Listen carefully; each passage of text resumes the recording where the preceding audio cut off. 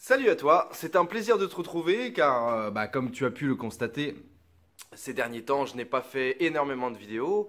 Comme tu le sais, déjà je travaille beaucoup dans ma profession. Ensuite à côté de ça il y a mes entraînements personnels.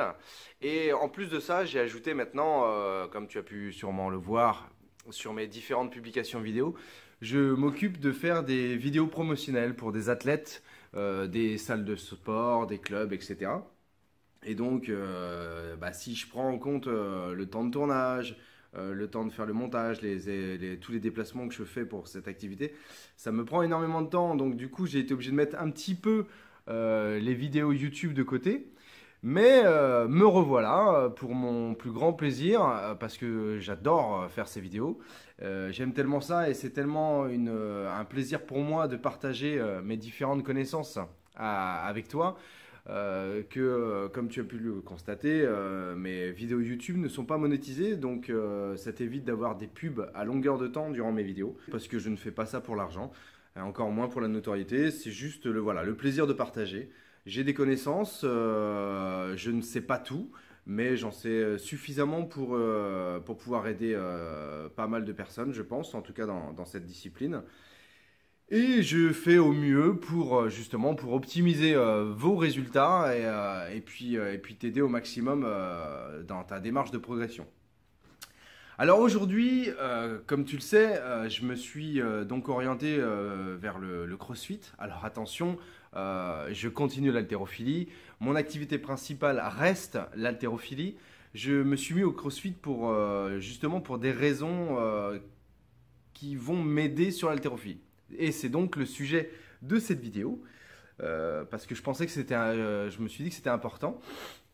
Parce que dans mes jours où moi j'ai fait cette démarche d'aller vers le CrossFit et que j'ai pu découvrir tous les bienfaits que ça pouvait m'apporter, je me suis dit, écoute, il faut faire une vidéo pour montrer aux haltérophiles quel serait l'intérêt pour eux de se mettre au CrossFit et inversement. Pourquoi les crossfitters devraient se mettre à l'haltérophilie. Parce qu'il est clair que ce sont deux disciplines complémentaires et l'une peut apporter énormément de choses à l'autre et inversement. Alors nous allons tout de suite commencer par les haltérophiles. Alors remarque, non, on va commencer par le CrossFit parce que ça va être plus court. Pourquoi les crossfitters devraient s'orienter vers des clubs d'haltérophilie dans un premier temps pour perfectionner leur technique. Parce que il faut dire ce qui est. Il n'y a rien de mieux qu'un haltérophile pour t'apprendre l'haltérophilie. Je veux dire, le meilleur moyen d'apprendre à cuisiner, c'est de le faire avec des grands chefs de cuisine. Le meilleur moyen d'être bon en arraché et en épaulé jeté, c'est d'aller apprendre avec des mecs qui en font tout le temps. C'est leur discipline principale. Ils ont pu vraiment exploiter les mouvements dans leurs moindres détails. Et l'avantage, c'est qu'on a des façons de s'entraîner différentes parce que justement en haltérophilie, on a des objectifs différents. En CrossFit, l'objectif, c'est de faire un maximum de répétitions à un poids donné et à un temps donné ou dans un minimum de temps.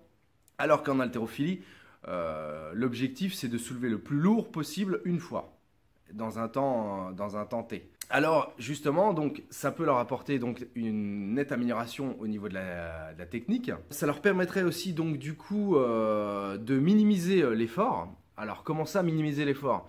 Parce que tout simplement parce que lorsque tu maîtrises la technique, comme j'ai pu déjà te l'expliquer dans l'haltérophilie, la force est une chose, mais la technique est vraiment très importante, si ce n'est plus importante que la force.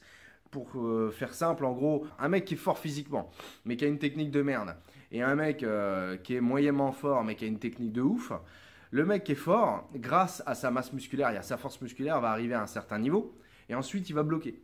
Ça va être terminé. C'est-à-dire que voilà, la génétique veut que ta force musculaire arrive jusqu'à un certain stade. À partir de là, si tu veux augmenter tes charges, dans la mesure où tu ne peux pas augmenter ta force musculaire, il va falloir trouver un palliatif, et le palliatif, c'est la technique. Donc, ce qui veut dire que là où le mec fort va stagner, le mec qui est moyennement fort, mais qui a une technique de ouf, lui, par contre, va évoluer. Parce que sa technique va lui permettre donc, de soulever déjà lourd assez rapidement. Et lorsqu'il va commencer à faiblir, entre guillemets, sur le soulevé de barre, et ben justement, il va optimiser sa prise de masse musculaire et sa force musculaire pour continuer à augmenter ses charges. Donc, il sera en progression permanente.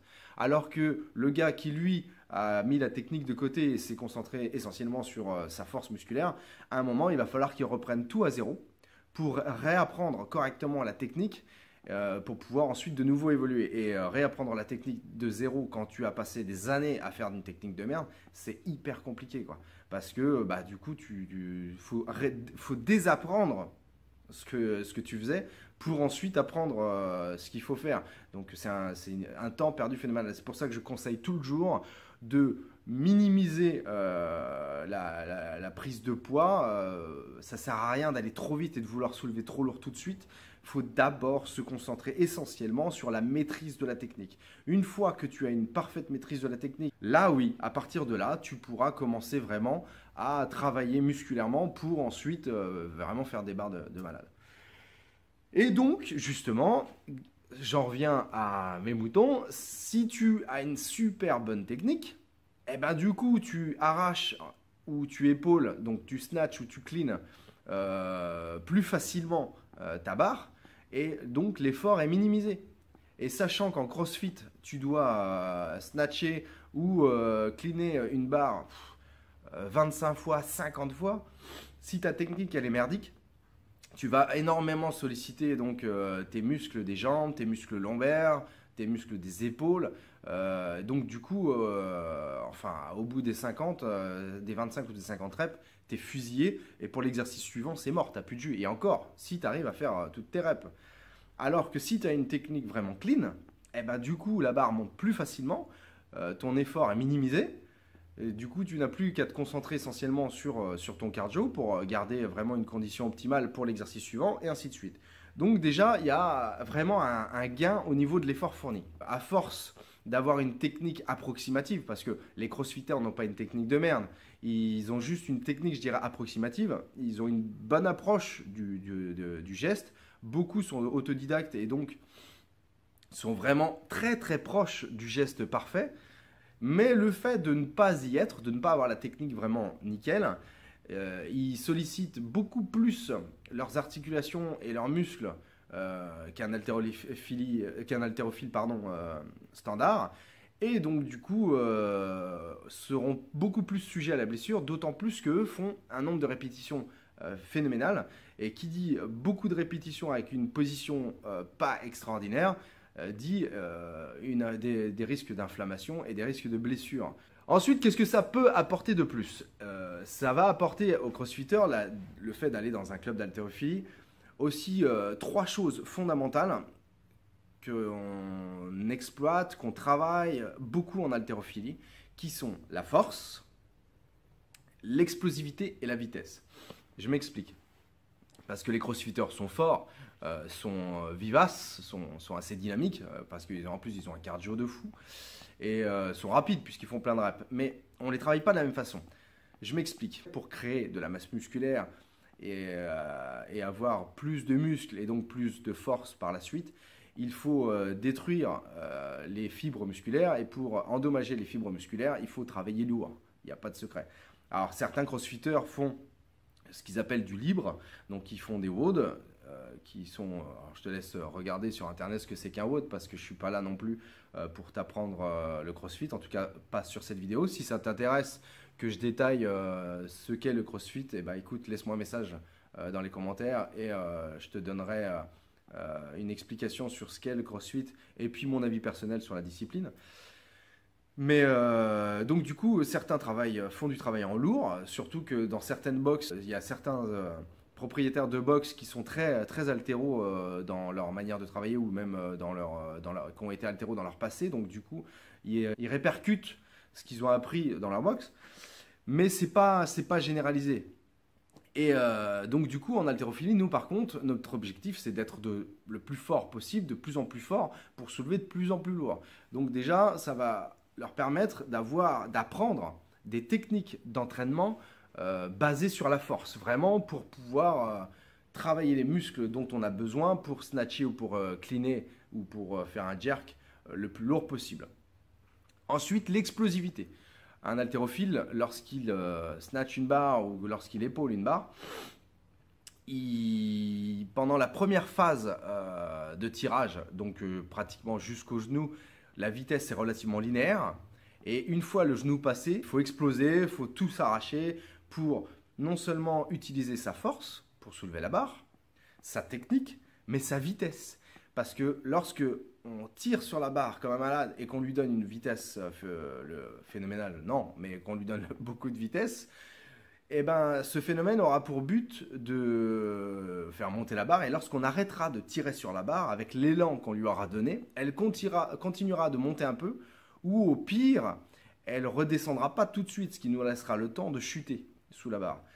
Et c'est pour ça que la notion d'explosivité et donc de vitesse en haltérophilie est super importante, parce que c'est ce qui te permet, lorsque la barre est vraiment très lourde, de pouvoir chuter sous la barre assez rapidement. Et tout ça, voilà, c'est des choses hyper importantes pour un crossfitter et qui vont lui servir sur ces différents WOD d'haltéro.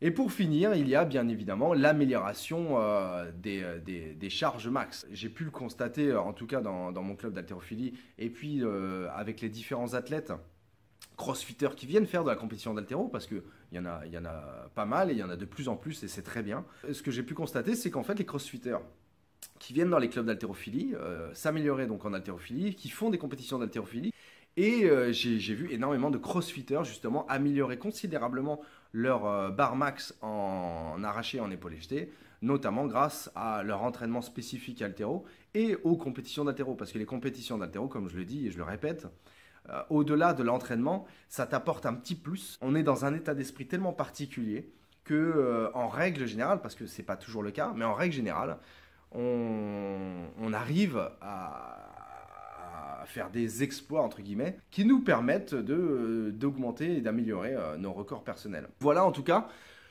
sur ce que l'haltéro peut apporter au crossfitter. Je pense qu'il y a d'autres choses, bien évidemment. On va dire que c'est le plus gros. Le plus gros de ce que l'haltéro peut apporter à un crossfitter, c'est ça. Qu'est-ce que le crossfit pourrait apporter à l'haltérophile? Qu'est-ce que le crossfit peut nous apporter? Alors déjà, le crossfit, pour un haltérophile, va lui apporter une nette amélioration de son système nerveux. En haltérophilie, comme je l'ai dit, on travaille beaucoup en travail de force, travail de technique, pas énormément de répétitions. Et du coup, le système nerveux est sollicité, mais dans un moindre effort.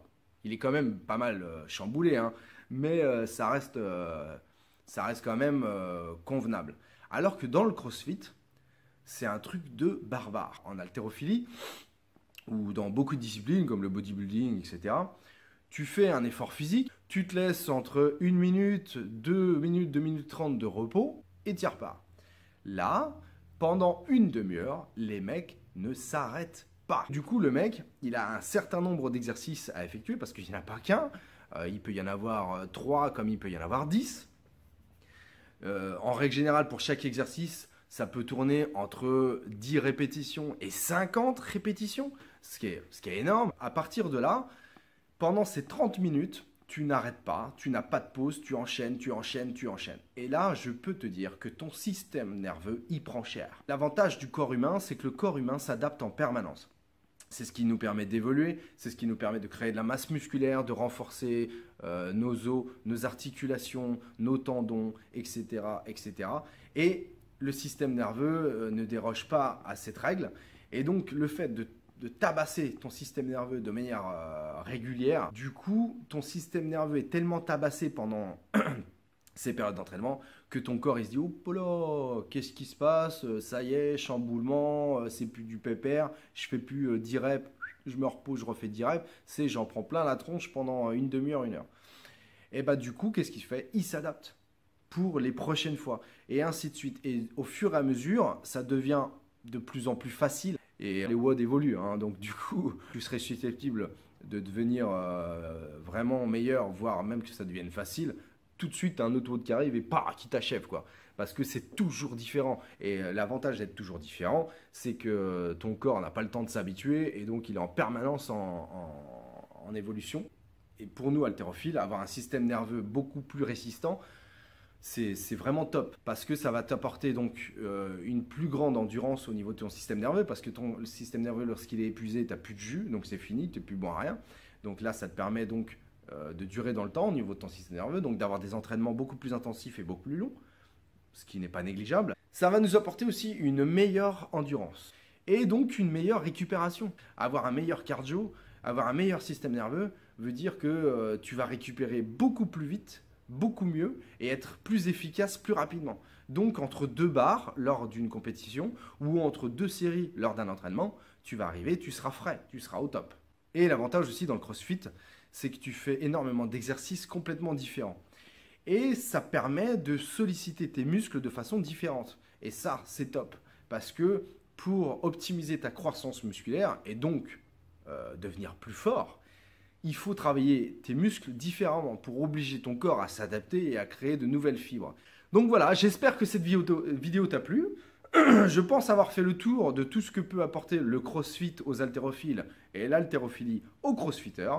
N'hésite pas à laisser des messages dans les commentaires et je te dis à bientôt.